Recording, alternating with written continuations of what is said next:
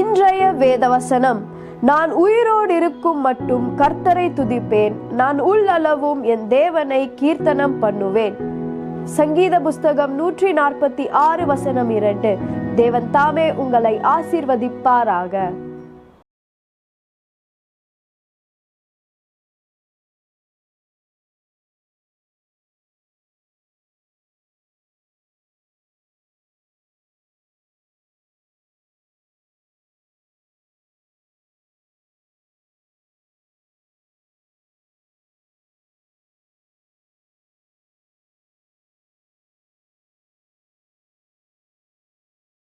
இன்றைய வேதவசனம்: பிரபுக்களையும் இரட்சிக்க திராணி இல்லாத மனுபுத்திரனையும் நம்பாதேயுங்கள்.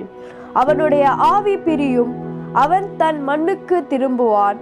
அந்நாளிலே அவன் யோசனைகள் அழிந்து போம். சங்கீத புஸ்தகம் 146 வசனங்கள் 3 மற்றும் 4.